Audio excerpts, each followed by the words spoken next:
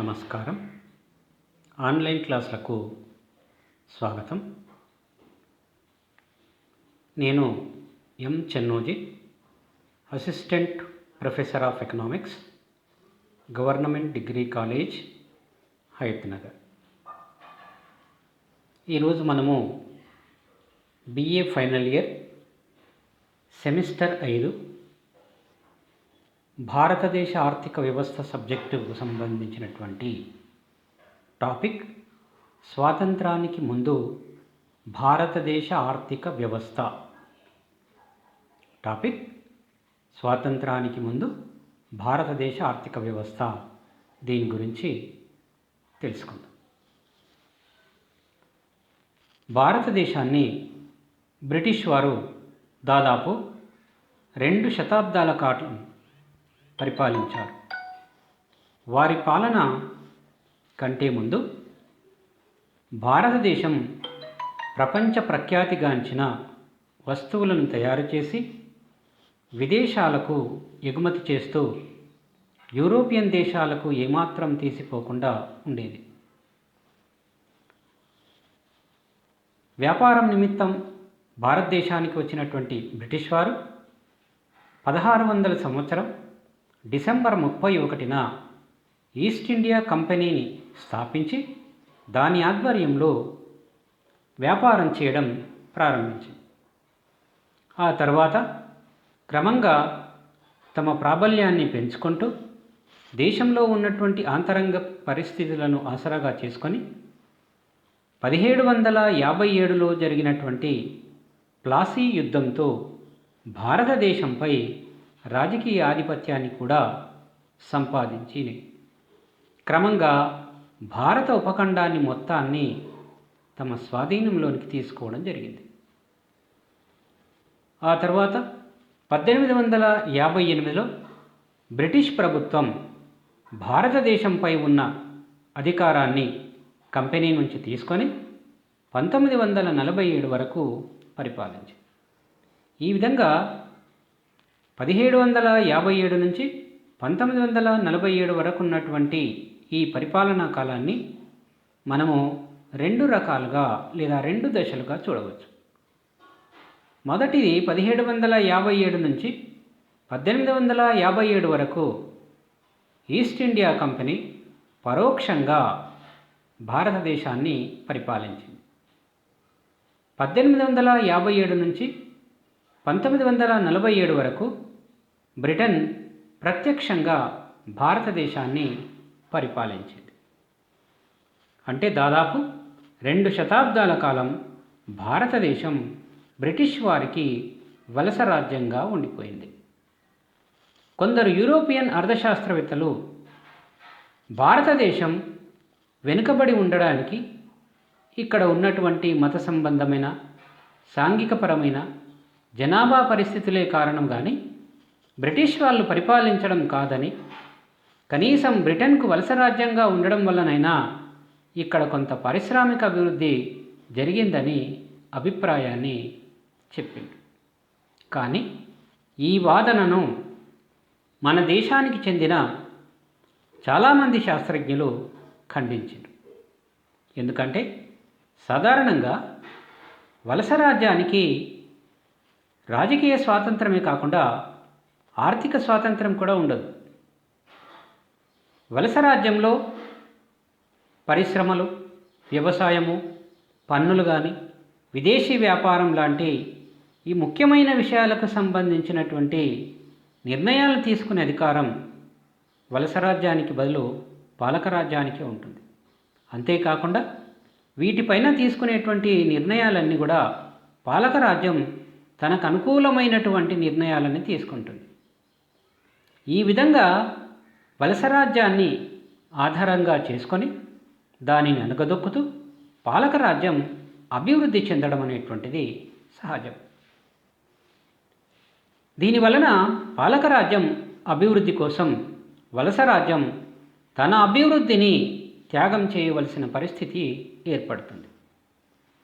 ఇందుకు భారతదేశం కూడా ఏమాత్రం తీసిపోదు. భారతదేశం కూడా బ్రిటన్కు వలస రాజ్యంగా ఉన్నది కాబట్టి భారతదేశం కూడా అభివృద్ధి చెందకుండా రాజకీయంగా, సాంఘికంగా, ఆర్థికంగా అన్ని రకాలలో వెనుకబడిపోయిందనేది మనకు తెలిసినటువంటి విషయం.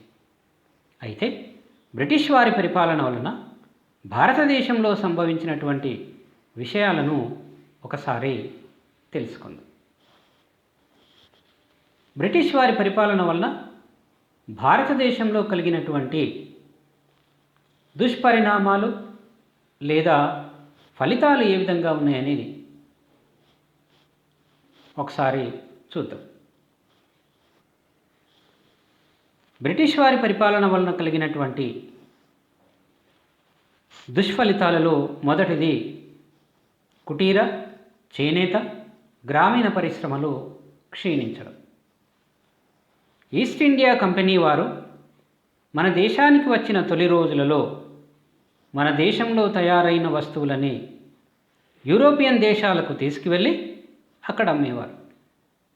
కానీ క్రమంగా ప్రతికూలమైనటువంటి ప్రభుత్వ విధానాల వల్ల, అదేవిధంగా 1857లో బ్రిటన్లో సంభవించినటువంటి పారిశ్రామిక విప్లవం వల్ల విదేశీ వస్తువులతో పోటీ పడలేక మన దేశంలోని కుటీర పరిశ్రమలు క్రమంగా క్షీణించిపోవటం జరిగింది.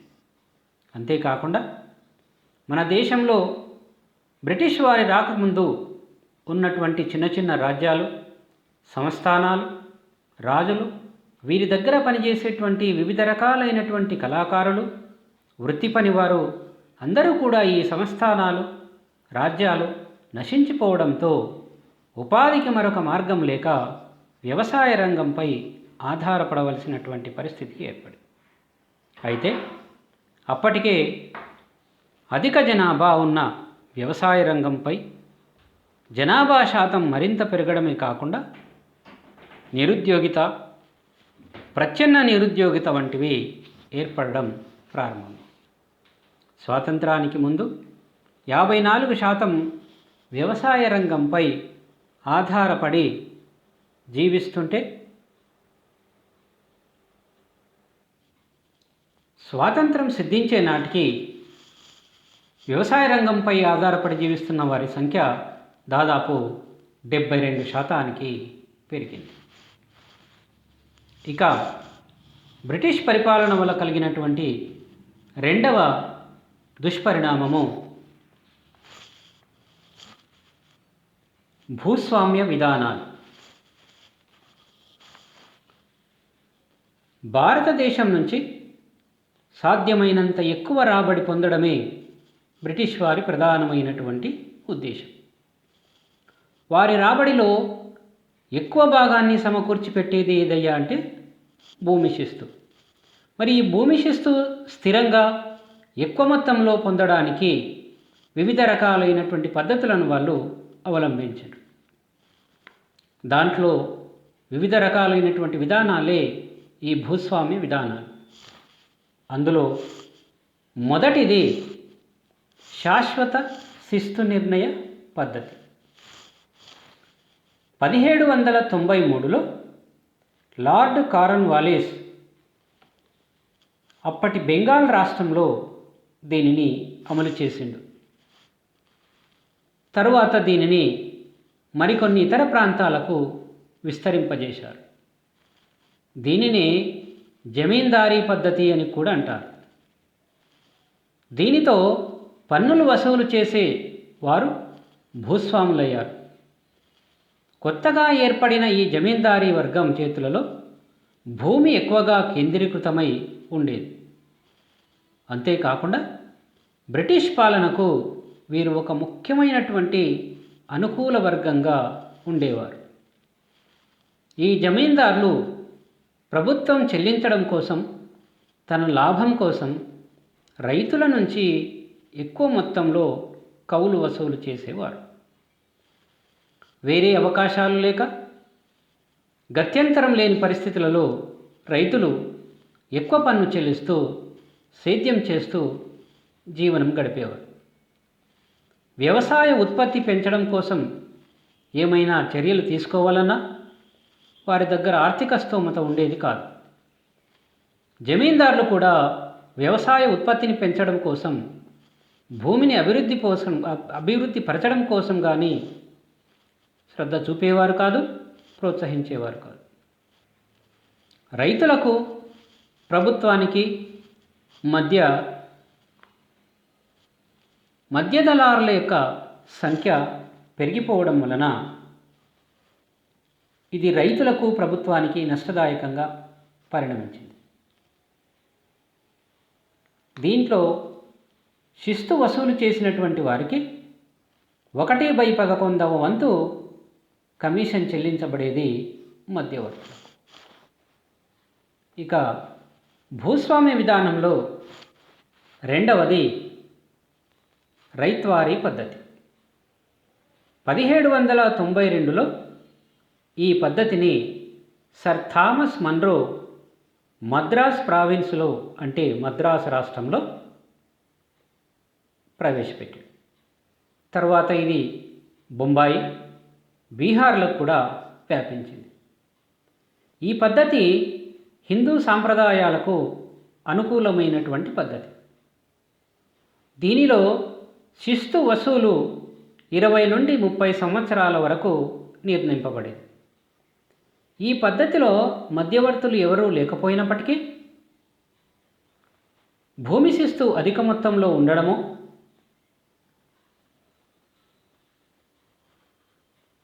వివాహం కానివారు కానీ పిల్లలకు కానీ ఉన్నటువంటి భూమిని సాగు చేసుకునే అవకాశం లేకపోవడం వలన మధ్యవర్తులు ప్రవేశించి కౌలుదారీ విధానం అనేటువంటిది ప్రారంభమై వ్యవసాయ రంగము కుంటుపడింది.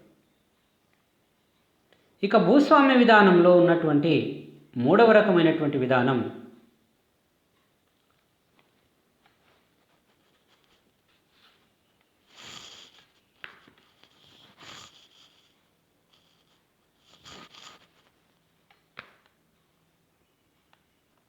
మహల్వారీ పద్ధతి. దీనిని 1883లో సర్ మెకంజీ ఔధ్, ఆగ్రా ప్రాంతాలలో అమలుపరిచాడు. ఆ తర్వాత ఇది అయోధ్య, పంజాబ్ రాష్ట్రాల వరకు వ్యాపించింది. ఇది ముస్లిం సంప్రదాయాలకు అనుగుణమైనటువంటి వ్యవసాయ విధానం. ఇందులో శిస్తు వసూలు కాలము 30 నుంచి 40 సంవత్సరాలకు ఒకసారి నిర్ణయింపబడేది. గ్రామం మొత్తము ఒక యూనిట్గా, గ్రామంలో ఉన్నటువంటి అందరూ కూడా ఉమ్మడిగా శిస్తు వసూలు చేసేటువంటి బాధ్యతను కలిగి ఉండేవారు. గ్రామంలో ఉన్నటువంటి ఒక పెద్ద గ్రామానికంతటికీ కావలసినటువంటి శిస్తును వసూలు చేసి ప్రభుత్వానికి నివేదించేవాడు. అందుకుగాను ఆ మధ్యవర్తికి 5% కమిషన్ చెల్లించబడేది. ఈ రకంగా ప్రభుత్వానికి రైతులకు మధ్యవర్తులుగా ఉన్నటువంటి ఈ వ్యవస్థ వల్ల రైతులకు ఏమాత్రం కూడా ప్రయోజనం కలగలేదు. అదేవిధంగా భారతదేశంలో వ్యవసాయ రంగము అభివృద్ధి చెందలేదు. ఇక బ్రిటిష్ పాలన వలన కలిగినటువంటి మూడవ దుష్పరిణామం పరిశ్రమలు. 1853లో భారతదేశంలో మొదటిసారిగా బొంబాయి నుంచి థానే వరకు రైల్వేలు స్థాపించబడినవి. అదేవిధంగా 1907లో జంషెడ్పూర్లో ఇనుము ఉక్కు కర్మాగారము టిస్కో వారి, అంటే టాటా ఐరన్ స్టీల్ కంపెనీ అంటున్నాం, వారి ఆధ్వర్యంలో స్థాపించడం జరిగింది. సాధారణంగా ఇవి స్థాపించడం వలన భారతదేశం కంటే బ్రిటిష్ వారికి ఎక్కువగా ఉపయోగపడినవి. భారతదేశంలో ఉన్నటువంటి ముడి పదార్థాలను బ్రిటన్కు తీసుకొని పోయి తయారైనటువంటి వస్తువులను భారతదేశానికి తీసుకొని రావడానికి ఎక్కువగా ఉపయోగపడినవి. ఇవి కాకుండా కొంతవరకు జనపనార పరిశ్రమ, వస్త్ర పరిశ్రమ, పంచదార పరిశ్రమ వంటి పరిశ్రమలు మాత్రమే భారతదేశంలో ఏర్పాటు చేయడం జరిగింది.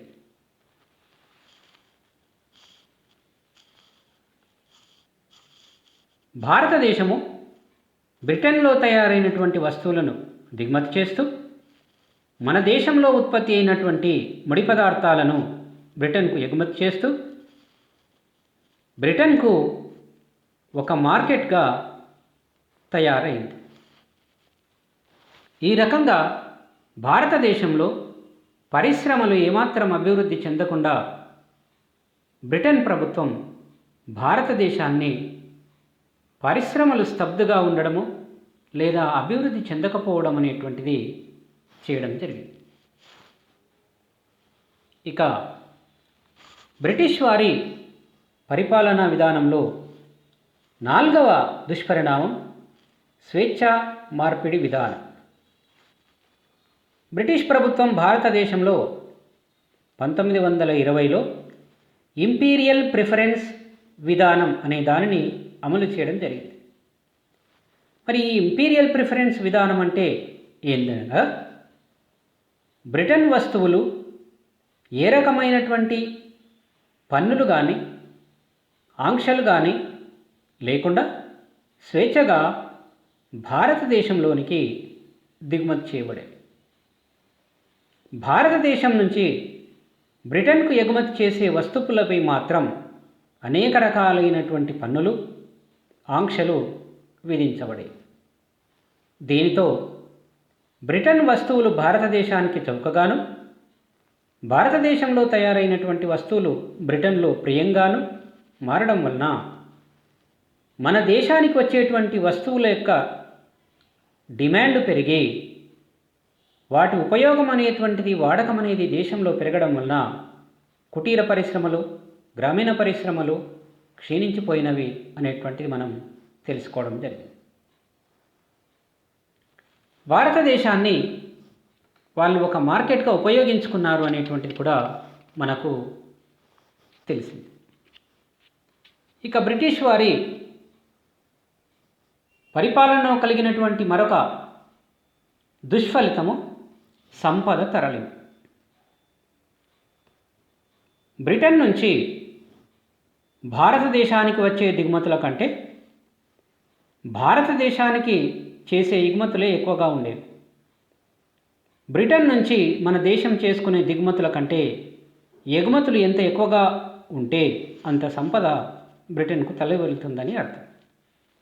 దీనికి కారణం బ్రిటిష్ పెట్టుబడిదారులు వాణిజ్యవేత్తలు మన దేశం నుంచి పొందిన లాభాలు వడ్డీ కమిషన్ మొదలైన వాటితో పాటు మన దేశం బ్రిటన్కు చెల్లించేటువంటి హోమ్ ఛార్జీలు కూడా తీసుకుని వెళ్ళేవారు.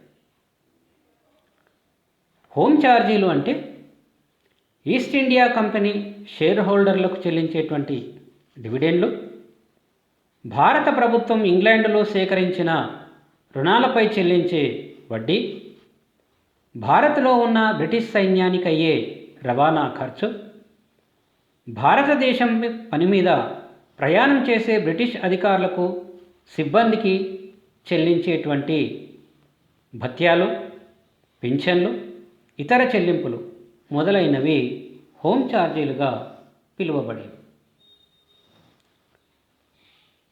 భారత ప్రభుత్వ యంత్రాంగంలోని అన్ని కీలక స్థానాలలో బ్రిటిష్ వారిని నియమించడంతో పాటు వారికి ప్రత్యేకంగా ఉన్నత వేతన స్థాయి ఉండేది. అంతేకాకుండా అధికార దుర్వినియోగంతో అనధికారికమైనటువంటి ఆదాయాలను సంపాదించి తమ దేశాలకు తరలించేవారు. ఈ విధంగా భారతదేశ సంపద బ్రిటన్కు ఏ విధంగా తరలి వెళుతుందో దాదాబాయి నౌరోజీ గారు తాను రాసినటువంటి పుస్తకం పావర్టీ అండర్ బ్రిటిష్ రూల్ అనేటువంటి గ్రంథంలో థియరీ ఆఫ్ వెల్త్ డ్రైన్, సంపద తరలింపు సిద్ధాంతము అనే దాని రూపంలో ఆయన స్పష్టంగా వివరించడం జరిగింది. ఈ రకంగా బ్రిటిష్ వారు భారతదేశాన్ని వదిలి వెళ్ళేటప్పటికీ మన దేశం సంస్థాగతంగా సాంకేతికంగా వెనుకబడిన వ్యవసాయ రంగంతో పాటు ఆర్థిక వ్యవస్థలో వ్యవసాయ రంగం ప్రధాన రంగంగా ఉన్న దేశంగాను, క్షీణించిన కుటీర పరిశ్రమల స్థానే సరైన రీతిలో ఆధునిక పరిశ్రమల విస్తరణ జరగని దేశంగాను, ఆహార పదార్థాలు ముడిసరుకులు ఎగుమతి చేసి తయారైన వస్తువులు దిగుమతి చేసుకునే దేశంగాను, పేదరికం, నిరుద్యోగిత, తక్కువ ఆదాయాలు, తక్కువ మూలధన సంచయము, అభివృద్ధి చెందని ప్రజల జీవన పరిస్థితులు, ఆకలి, అనారోగ్యము, అంటువ్యాధుల వంటి సమస్యలతో దేశం సతమతమవుతూ ఉండిపోయింది.